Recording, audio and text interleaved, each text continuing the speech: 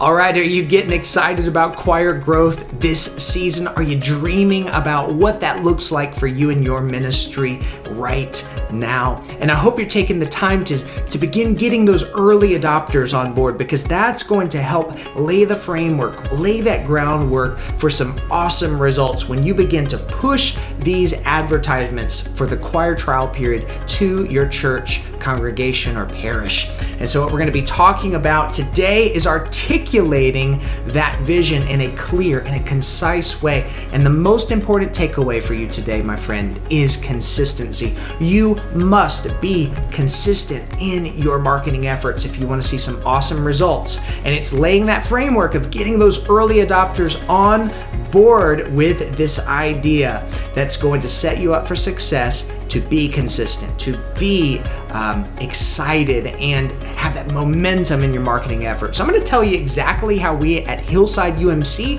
have put this plan together, because right now we're in the thick of it. All of our advertisements have gone live. They're being shared. We're getting some good engagement on social media, and my people are sharing the blurbs. They're sharing the newsletter. They're sharing the advertisements on social. Why?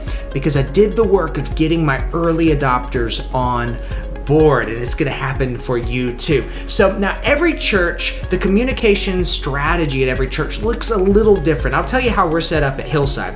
We have a communications director. Now in other churches that I've served, I have been that person. I've been the person putting blurbs on social, not just for my ministry, but for other ministries. For some reason, I guess it's because we're a little artsy, I find that with churches who might not have as large of staffs, that music director or the organist or choir master is often the person who's promoting events on social media or in the newsletter.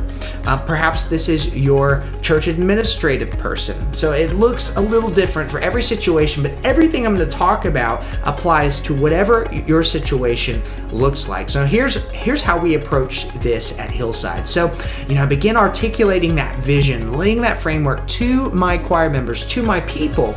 And then I brought in our communications director into that process, because I wanted her to hear the vision clearly.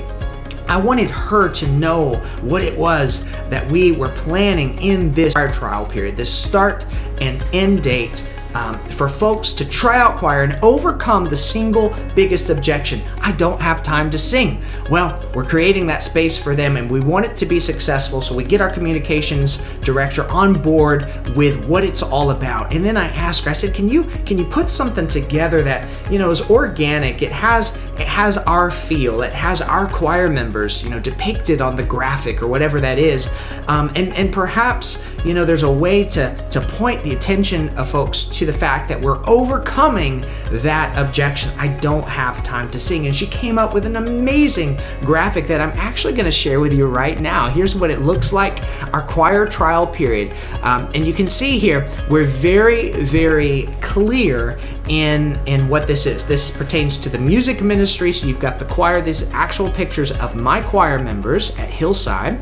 And choir, okay, obviously you can't miss that, right? Big bold letters, trial period. So we're very careful also to X through that objection: I don't have time. Now, of course, this is coupled with announcements and worship. This is coupled with newsletter announcements and bulletin announcements and conversations.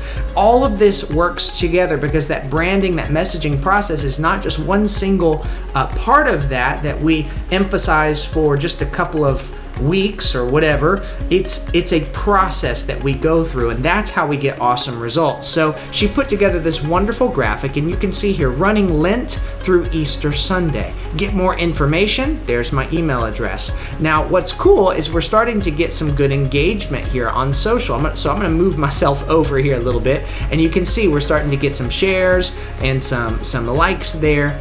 And what's also awesome is because I laid the groundwork with my members and told them about the choir trial period, and I visioned with them and asked them what would that mean for us to get some new members.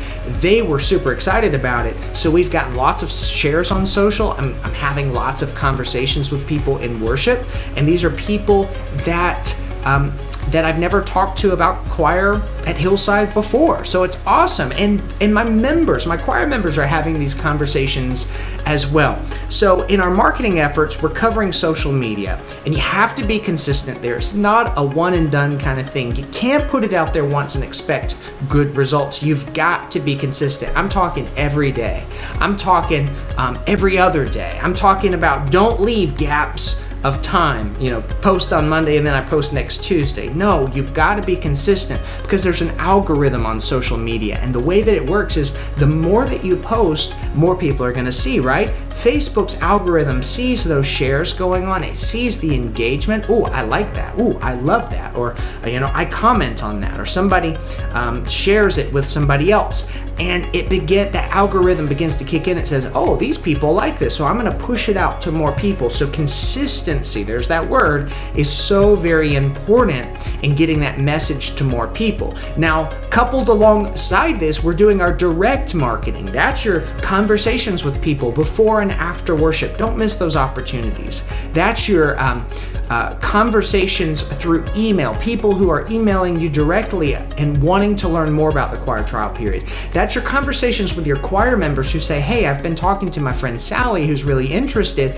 and she would love to talk with you. Here's her email address, or here's her phone number, and then you follow up with that person. That's coupled with the advertisements in the bulletin and the newsletter and the verbal announcements over a set period of time. And we like to advertise events like this at least 3 to 4 weeks in advance. So we've been in that process for a couple of weeks now. And then just a couple of weeks, the week prior to launching the choir trial period, I'm gonna turn up the fire. And here's how I'm doing it.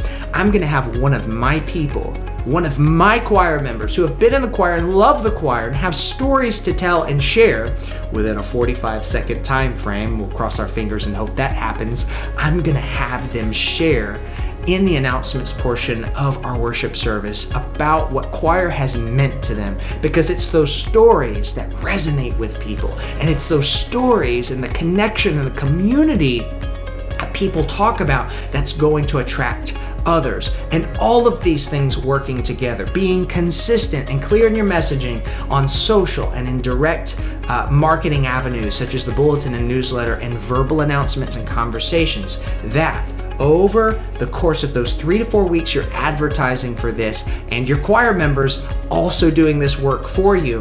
And you have to remind them along the way. Keep that in mind. Just nudge them gently in the email. Hey, choir, have you been sharing this message? Because they may do it up front, but you have to remind them in the middle and at the end of the process. Hey, one final push, guys. Let's put it out there. Let's really make some noise this week.